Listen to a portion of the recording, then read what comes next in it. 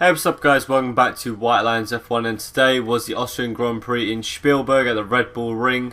A race that proved to be nowhere near as exciting as it was tense in the end. For those who don't know, Bottas was the one that qualified on pole position, and he was the one to finish the race on pole position. Very clean finish kind of race. Again, he's got his second pole of his season and second pole of his career. Very good race from him. Then we go down to Vettel, Ricciardo, Hamilton. In fact, I've got the list of the final results on the side of the screen. It was a bit awkward for Hamilton because, as you may know, in qualifying he qualified third, but because of a gearbox penalty, he had to go down 5 places, went down to 8th. So that's why he started so far down. That's why he only finished in 4th place. And I'm actually going to set up a poll here, so I want you to know here. So this discussion or this poll is as a result of Martin Brundle saying a tweet about Hamilton's penalty, 5-place grid penalty, saying that because it was a gearbox problem, really it should be a penalty on the team, not the driver. So, you know, it's very debatable. You know, I don't really know which one I personally agree with, whether he deserved a penalty on himself or whether it should have just been a penalty on the team. Because the thing is, that penalty is because you can't constantly keep changing your gearboxes and your the mechanics of the car. It's not fair. The idea is to make it a more level playing field. You don't want the big teams being able to take advantage and constantly throw money at problems, and just constantly add new gearboxes and more gearboxes every time it breaks down, because they need to be saving money, making it fair. So they should only have a certain amount of gearboxes throughout a certain period, such as a season. And Brundle was saying that, look, it was a car failure. It's not the driver's fault, so the penalty should be only on the car or the team rather than the driver. So you may disagree with this on the side and say actually you may disagree with this and say no, it should be a penalty on the driver as well, because if it's a penalty on the driver, then neither parties are happy. It further implies that there needs to be reliability, and the team it'll be a little bit of a catalyst for the team to sort this reliability issue out, and make sure that these gearboxes and mechanical parts aren't failing all the time. But then you can flip it the other way and say, actually no, I do agree with Martin Brundle and say it should only be on the team, because it's not the driver's fault. He may be driving perfectly smoothly, fairly, so on, doing absolutely everything, and in Hamilton's case, he was he came third, so he deserves to start third in qualifying. It's not his fault if the car itself had a gearbox issue. So really, that should only be a penalty, maybe on the constructors' results, or maybe points off the constructors or something, because then if Hamilton is going down a grid penalty, then obviously it's going to have an issue on the constructors, because he's not going to finish the race as well. So the constructors is already affected. He doesn't need to suffer as well. So maybe it should have just been a constructors. It should just be maybe a penalty in terms of constructors' points lost, or maybe a fine on the business. I'm actually going to use some tissue because I've got hay fever. So oh hello, there it goes. Hope you guys like the sound of someone blowing their nose.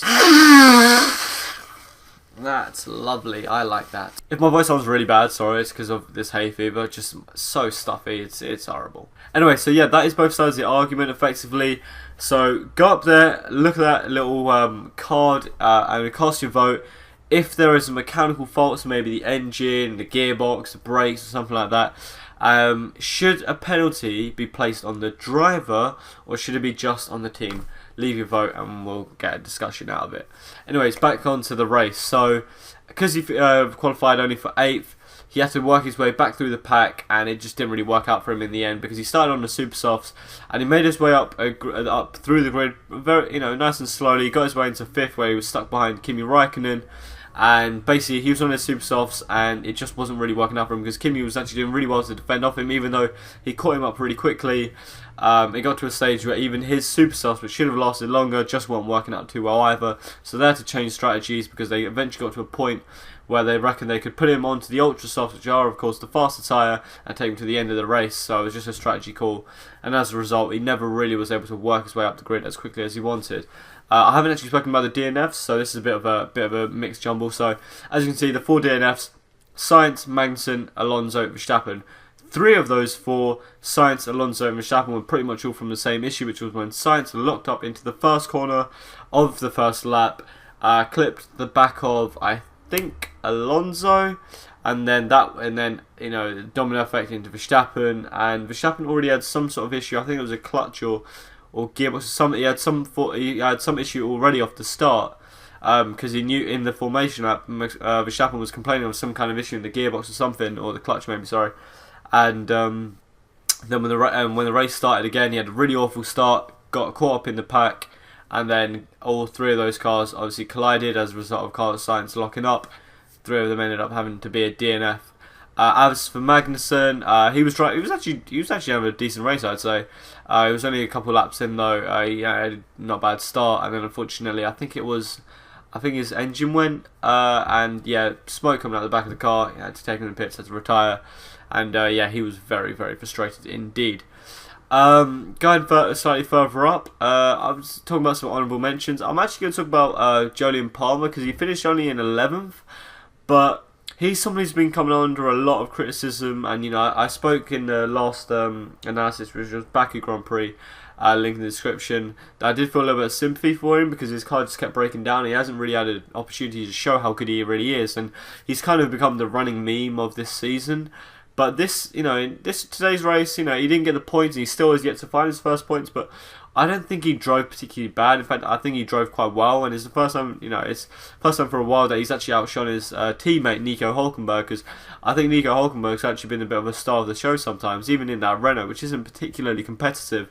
Hülkenberg's been putting in some awesome laps, but we know how talented Hülkenberg is in general. So it was good for Palmer, even though he didn't get the points. It's baby steps. He's working his way into it, I would hope.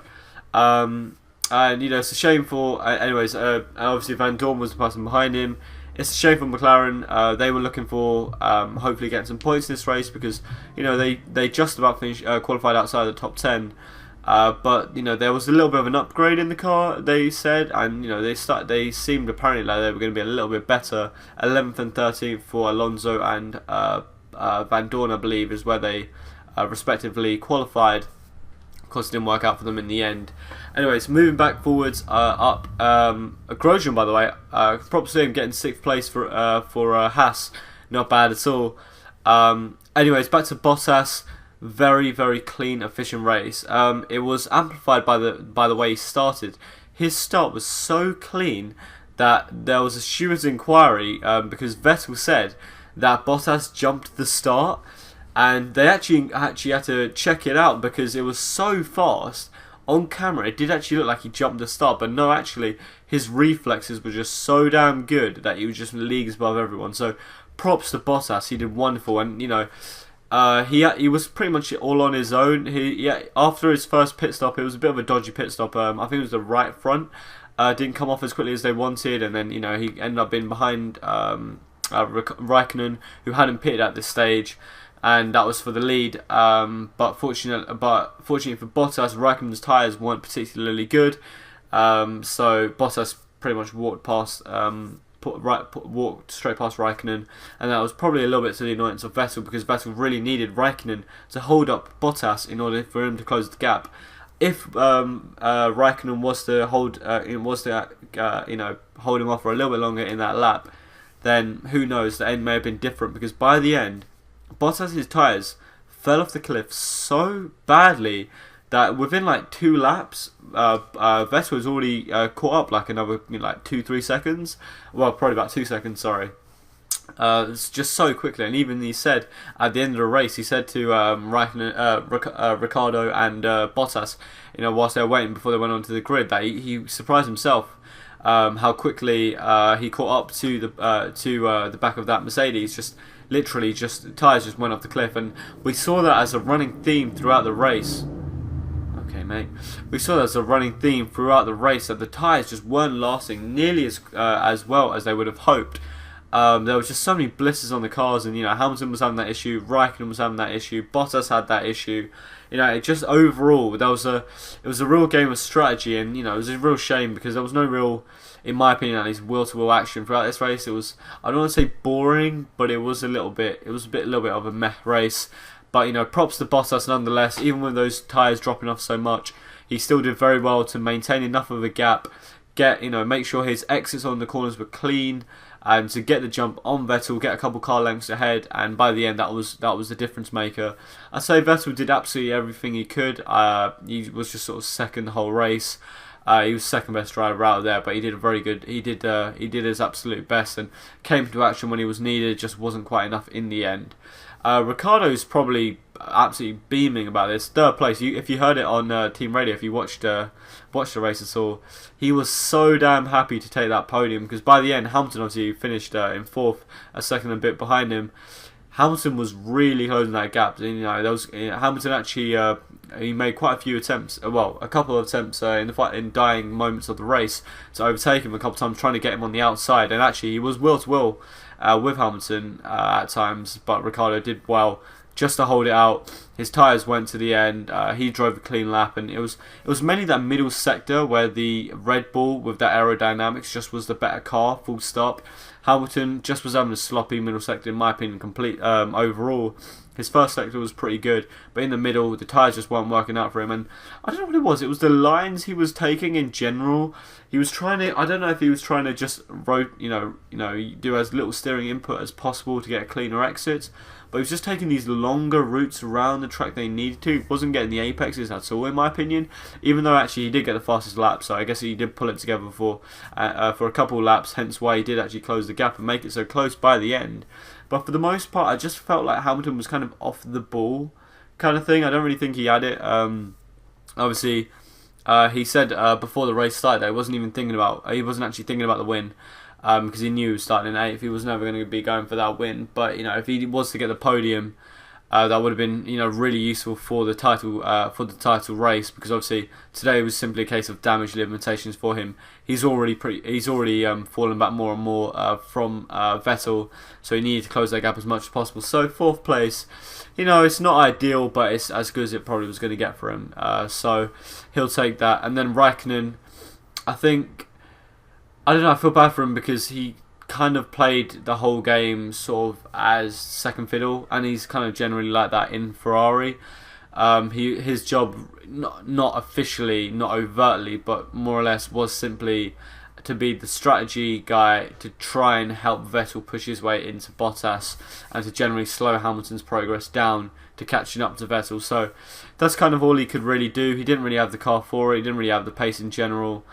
So yeah, there's not really honestly that much more I need to say. Really, it was a bit of an empty race for the most part. The final 2-3 laps, if you do care about wanting to watch replays, I would say literally watch the first 2 laps and then watch the final 3 laps, and that's all you need to know about the race, because not that much changed otherwise. So yeah, it was a very tense race, but in the dying moments. But for the most part, it wasn't overly exciting, but I don't think that was because of any particular reason. Just that's the way it panned out in the end. There was no safety cars, nothing like that. So yeah, that's pretty much all I need to say about this race. I just want to let you know, by the way, that next week is the Silverstone Grand Prix, and because of all the things that are going on with the Silverstone Grand Prix and the issues about whether it's going to remain on the calendar or not after 2019, if they break out of the contract. I think I'm going to make a completely separate video all about the Silverstone Grand Prix, which should be out depending on when I get time to record it. Maybe I'll make the video today and I'll upload it in a couple of days time, basically in the build up to Silverstone Grand Prix, because it's really interesting what's going on there, and it's a bit concerning as well, because absolutely nobody in F1 wants the Silverstone Grand Prix to be off the calendar, but because of money, maybe it will have to be off the calendar. So we'll see how that pans out. I'll talk about it in that next video. Anyways, I'm signing off from this video. Thank you so much for watching, guys. If you have enjoyed this video, please leave a like, subscribe if you're new around here, if you want to stay tuned for more, share this video, that'd be awesome. Comment below for the discussion that I've already started, and make sure you vote as well in the poll that I've started. And yeah, I'll see you in the Silverstone video.